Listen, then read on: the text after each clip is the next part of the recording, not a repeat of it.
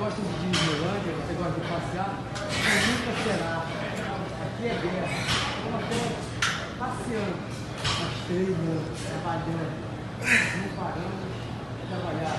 Olha, Rafael, olha o diretor.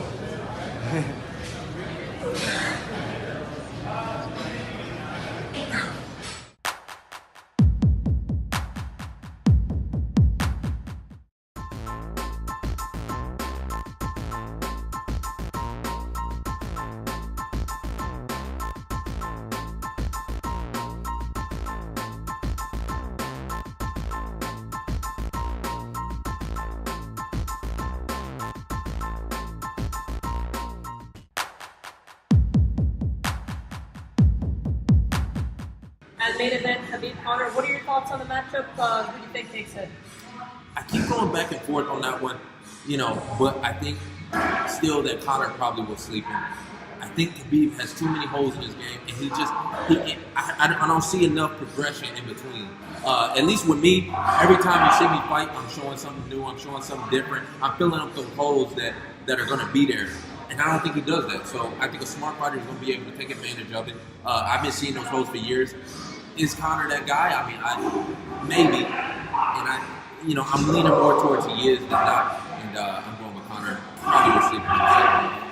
Who would you rather fight? If you were next in line to fight one of those guys, who would you rather fight? I'd rather fight Khabib, to be honest with you. Just because people see him as just this unstoppable tank. You know, Conor's already got a couple losses on there. So it kind of takes it away from me. You know, to be the one to give him that to get rid of that hope. I think it's something like that only comes around once in a lifetime, especially with a guy like Khabib. I just see a meal. Like I said, I'm a lion, so when I see that meal, I gotta go for it.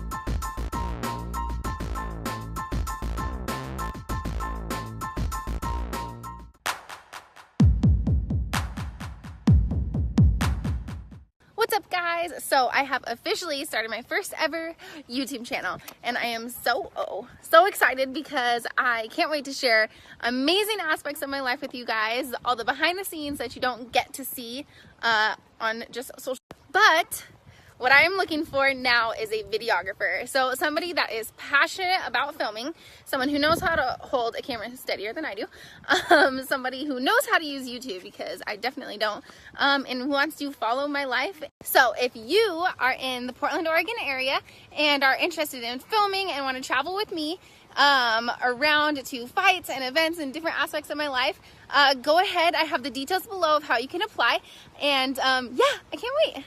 So go apply and let's make an amazing YouTube channel so the world can see everything happening in the life of PVZ. But you're ready to fight anybody they put in front of you. Absolutely. Absolutely.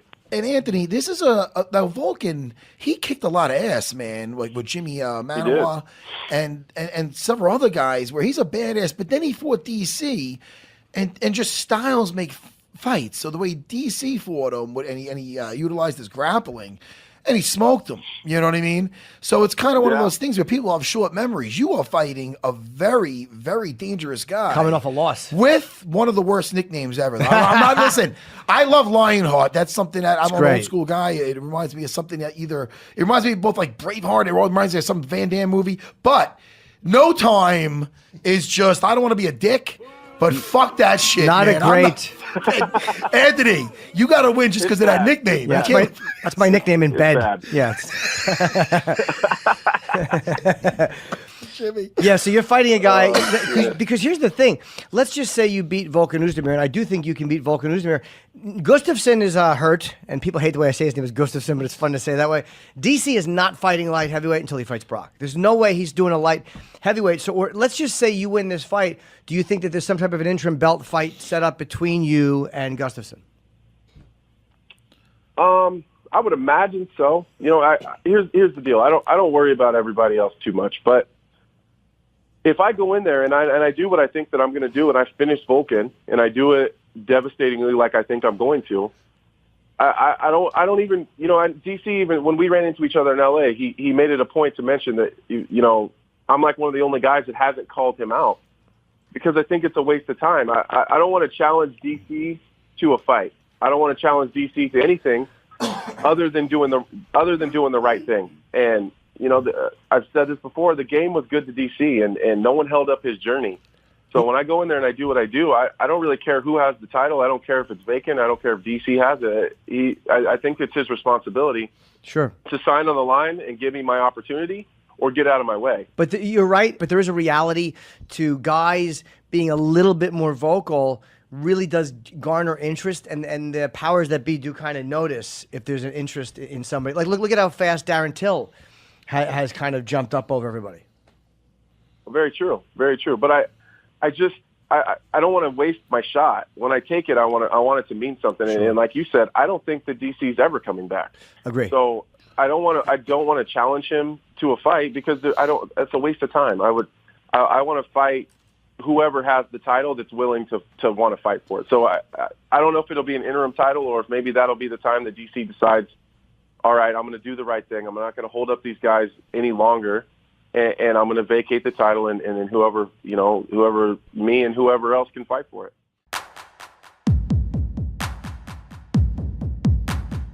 I saw Nick Diaz just tweeted, "I'll fight all you pussies, make some money, bitch." Nick? Good old Nick Diaz there, who's coming out of the woodwork finally. I watched him. When's the last time Diaz fought? Was it Anderson Silva, right? Anderson Silva, yeah. Jesus Christ, yeah, dude. Years ago. The sport's changed. I don't think it's a shame because I'm a huge Nick Diaz fan. He's like, I'm such an old school Nick and Nate fan. I don't see how Nick can compete today.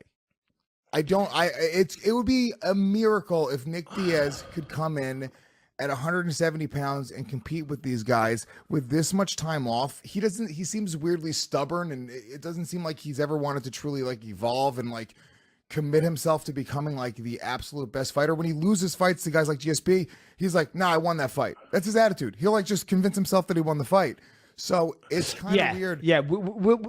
And that attitude isn't healthy. And sometimes you just got to be honest with yourself and the world and be like, okay, fair enough. It sucks, but the better man beat me on the night. That's just the way it goes. I disagree with you, though, when you say you don't think he could come back. Nick Diaz and Nate Diaz, the one thing that they definitely are is born fighters. You know what I mean? They have that fighter attitude. They have the work ethic, and they have the skills. Like I just said, I haven't done jiu-jitsu since the GSP fight, which is almost a year ago now, which is crazy. But I'll tap you out 3 times in 5 minutes because it's like riding a bike, right? Maybe I won't, but we'll see.